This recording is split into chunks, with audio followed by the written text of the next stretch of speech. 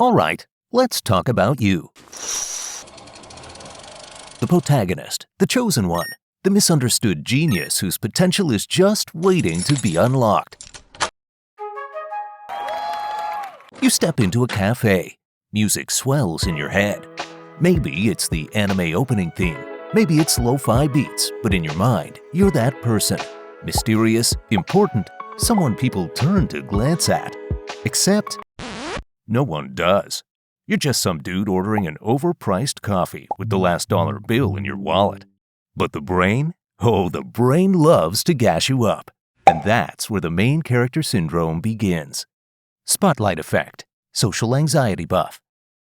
You were sipping your iced coffee. Oh, iced caramel macchiato. Poof, it falls off your hand. You feel the heat rise to your face. You're convinced everyone saw it, recorded it, and it's about to be a top post on r/cringe. Reality check, no one cares. What? That boy was filming his vlog, and that Karen was taking a selfie. See, everyone is the main character in their own life. Welcome to the spotlight effect, where your brain tricks you into thinking you're trending when in reality you're a background NPC. People are too busy thinking about themselves to remember your embarrassing moments. Social media makes this worse. Post a pic and suddenly you think everyone is dissecting your facial expression like a Renaissance painting. In reality, they scrolled past in 0.2 seconds. Speaking of fame, reality shows dominate pop culture, and so did The Truman Show. No, not this Truman. Yes, this one. The Truman Show Delusion. Paranoia buff. Ever had that moment when you feel like you're being watched? Not just by cameras, but by something bigger. Okay, not this big, but yeah, you get what I mean. Like what if your family is actually a Netflix original and you're the unwitting protagonist? Maybe your friends are paid actors. Maybe your dog's a bot. This is called the Truman Show Delusion, where some people genuinely believe their life is a secret reality show. And to be fair, with targeted ads and algorithms knowing your every move, it's not entirely unreasonable to think someone's pulling the strings. But it looks like this, not this. So in a nutshell, everyone's not as glittery as the Kardashians. It begs a question. Are we in the Matrix? No, not you, Neo. No, Tate, we've moved on. Okay, maybe not so much. Interestingly, some psychologists have associated this type of behavior, professionally called delusions of reference, as a symptom of schizophrenia.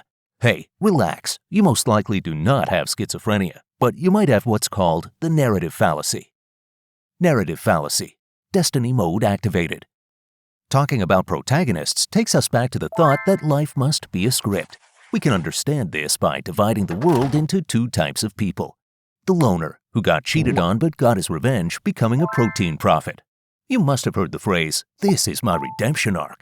No, you just finally got yourself in shape, which is good, but she's gone forever. The wannabe monk who says, "Look, son, everything happens for a reason." Ah, did this happen for a reason? A normal person would see these two types as opposing. Well, they are in many ways, yet there's a peculiar similarity. The story arc, or a justification for the randomness. Your brain hates randomness, so when weird coincidences happen, like running into the same person twice in a day, you think, fate. Or worse, this is my love interest entering the story. Nope. It's just statistical probability doing its thing. But we all love to retrofit our lives into stories, which is why people say things like these. Not every moment is plot development. Some days are just filler episodes. Life ain't a storyline, but this video is, so let's see what the next fallacy has to offer. Victim-hero loop, sympathy farming. Now, we enter main character monetization. The part where your brain either casts you as the suffering underdog or the legendary hero. The victim and the hero. Here, you convince yourself that life keeps nerfing you. The universe is out to get you. You deserve sympathy likes. And here, you're the self-made genius. Nobody believed in you, but one day, you'll prove them all wrong. Who exactly? We don't know, but they exist, somewhere. Social media feeds this loop. Post about a struggle, get validation. Post about overcoming, get validation. The cycle continues. At some point, you're not living life, you're just farming engagement points. Most civilized people are out of touch with reality. Yes, Alan Watts, you were right, but now is not the right time to score Zen Buddhist brownie points. The Chosen One Syndrome. Ego expansion bug. Here's where your brain gives you the legendary item, delusional self-importance. You start thinking, I'm not like other people. I have a unique destiny. I'm going to change the world. Have you changed your bed sheets in 2 weeks? Let alone the world. We all have a fair share of rare items, if not legendary ones. Undoubtedly, it's very important to first equip yourself with them and then start utilizing them in a way to maximize your potential. However, with the Chosen One Syndrome, we think that we ourselves are those items. Blame movies, blame video games, blame every fantasy story that told us we're built differently. But statistically, we're probably more of random bystanders in everyone's life. And that's fine, because if everyone is the main character, then no one is. Zooming into the background character explores deeper psychological short circuits. NPC theory. Background character anxiety. Think of playing GTA 5. Palm trees. The sunny beach of Los Santos welcomes you, Michael. Oh, sorry, Trevor. Okay, Franklin. Lord. Rockstar, you need to stick to one character. You're ruining my analogy. Well, Franklin on a beach with everyone around. You must be thinking you're Frank, but you ain't. You're the guy glitching into the chair. Well, now we know that we aren't the main character, but then who are we? This is what NPC theory deals with. Psychologists call it existential anxiety, the fear that one lacks the control in life, leading to a sense of detachment. Excitingly, big theories and political movements sprout off from this pseudo-self-doubt theory. Yes, feminists, we know you have been otherized, but it brought up a good side for you? Okay, I'll move to the next before I'm cancelled. Moral licensing. Hero buff, villain perk. You're walking by Skid Row, downtown Los Angeles. On the way to Starbucks, you find someone asking for money. You give him a $1 bill. He puts that in his cracked basket and you flex your kindness points in your head. You reach your outlet and find it full of people in line for their order. You cut the line like a payday heist as a mission directive to secure the coffee before the annoyed NPCs call security.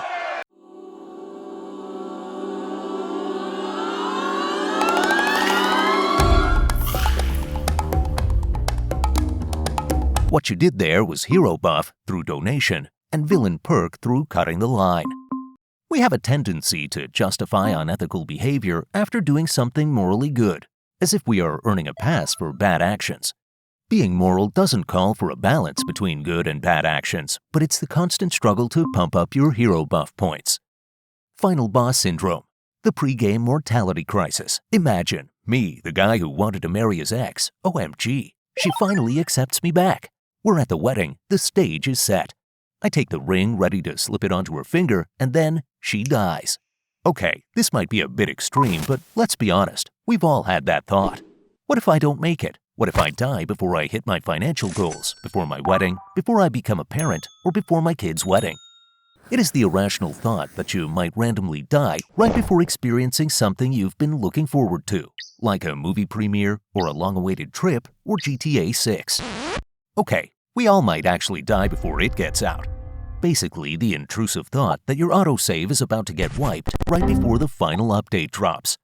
Psychologists call it thanatophobia. Phew. Who even comes up with these words? This video isn't about telling you that you are somehow self-obsessed or narcissistic. It's about finding the complex functions of mind that lead us to believe the way we do. 'Cause knowing is the first step towards changing. Cameraman, can you zoom us out a bit? A bit more? Yes. Imagine looking at Earth from space. 8 billion people, all thinking they're the protagonist. And suddenly you realize we're all just extras in each other's stories. But hey, wait, let me put on the monk tone. You are still the main character in your own life. So instead of obsessing over being the main character in the lives of other people, maybe try being a better supporting character. The kind that makes life better for everyone around them. Because at the end of the day, real life isn't a movie, it's just life.